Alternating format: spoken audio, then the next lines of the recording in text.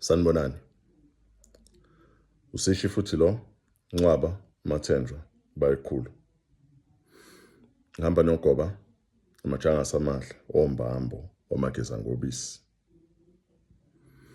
I promised I will continue with the traditional wedding process. This is going to be part 2. Abakhongi, which are the representatives that were sent by umkhwenyana, which is the groom, are now inside the bride's house or bride's home. They've been asked to sit down. Traditionally, they have to be wearing a majazi, which is a big jacket, but they must look formal and they're very respectful. On the other side, elinye itimba, which is the uncles of the makoti, the bride. Other instances, the father will be there. Other people are going to ask me, what if the father is no longer there? Well, the brother of the father can be there. If you as the bride are no longer, has never been part of the father's side, then your uncles will represent. Again, this depends whether you are Xhosa, Tswana, Zulu, Pedi, or whichever tribe you are. I'm explaining this from a perspective of Zulus because that is the culture I grew up in and that's the culture I know very well. Now, this is now the point where the negotiations have to begin. The negotiations begin with the two parties discussing how much the cows are going to be. The cows in discussion are cows that are for the mother and they are for the father. Usually in Zulu culture, it's 11 cows. Others say originally it was just 10 cows. It was ubigi bigi, which is for the mother of the bride, and it was upaqa, which is for the father of the bride. There's also imvulamlomo, there's also umqholiso. There's also isboma, there's also ubiga, which is the cow that is normally used during the day of the wedding. Again, there's different cultures out there. So you might get kangobo and they tell you other things. Now, the uncles or the bride side, they may come back and cite the fact that their daughter is still a virgin, which is considered quite a, how am I call it? This is considered quite a good thing for the bride. That means the bride has looked after herself and she's going to be a good wife, a trustworthy wife. I understand nowadays, women's rights and everything, those things are not looked at anymore. We also look at, does the bride have a child already before marriage? Perhaps the child does not belong to the groom, or maybe the child does. This will also be looked at. So firstly, we're going to say, if the child is belonging to the groom, has the groom paid damages? If the child doesn't belong to the groom, was the damages of the child paid for by the father of the child or the family of the father of the child? Where am I going with this? As part of the negotiations, the two parties can negotiate whether the groom should pay lobola for the child so that the child can be raised under the new surname of the groom.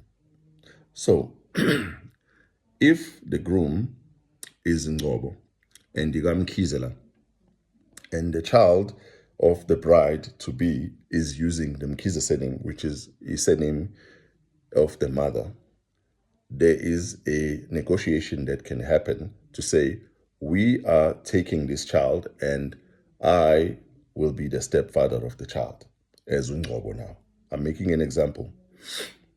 That means then it should be under discussion And amadlozi should be involved. They should know that their child will now go under the surname of the stepfather. Let's go back to the cows. Now the uncles are going to say, all the cows from Ubigi Bigi down to Ibega, they will say how much this cow is going to be, how much this cow is going to be, how much this cow is going to be. Everybody's writing down.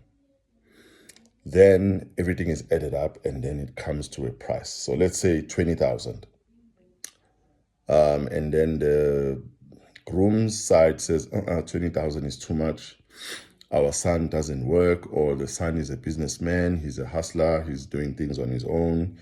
Those negotiations go to and fro, to and fro, to and fro, until both parties are happy with the price. So let's say they end up agreeing on 19,000, for example. Remember, in part 1, I said as the groom, you must give abakongi, your party that goes there to negotiate on your behalf, some money, like 10,000. So then they say, today we're going to leave 10,000 down, and then the balance of 9,000 will be paid when we bring what is called izibizo or umembeso. That will be the next video. But before we go to the next video, as part of this process of asking for the hand of the bride, which is called ukucela, direct translation, we are here to ask, to request for ubhlobo, relations between the two sides. The family of the bride will also give a list of izibizo, or things they have asked for, that will be brought back on the day of paying the final price of lobola. These things can be things like the uncles want a suit, the uncles want hats, traditional hats, the uncles want walking sticks, the uncles want blankets. What else? They can ask for a lot of things. Those things need to come back on the day of Zibizo. Now, everybody shakes hands and everybody signs on the dotted line. Nowadays, we write down everything that is been agreed upon, and then we write down, and then we agree. Another complication I need you to know, sometimes two of the parties, the two parties, are not the same clan. It could be Zulus going to Tswanas. Tswanas do not have izibizo. They don't use that. Now, as part of negotiations, they have to discuss that, okay, we understand that this is not part of your culture, but we need it as Zulus so that everything goes accordingly. So you need to take that into consideration. And it must be written down, and then everybody agrees. Right. After that, this is an interesting part that I forgot, because it happens either in the end of the negotiation or it happens before. The bride's party will say, we want to see if indeed you guys know who you came for. Remember, the uncles at this stage don't know your girlfriend or your fiance. So they bring out a group of girls. Sometimes they cover them and you can only see feet. And then they say you must point at the one you came for. If you point at the wrong feet, you are penalized. It has to be added on this lobola. It's all a game, and it's all cultural, and it's all fun, and it's all beautiful. So normally I suggest to the mkwenyanyas out there, the grooms, give them a picture so they know who they're there for. I will continue in part 3 of the cultural wedding. It's going to be a long one. Thokozani bantu bakithi, lesedi, makhosi, tamako, ngiyabonga, thobela.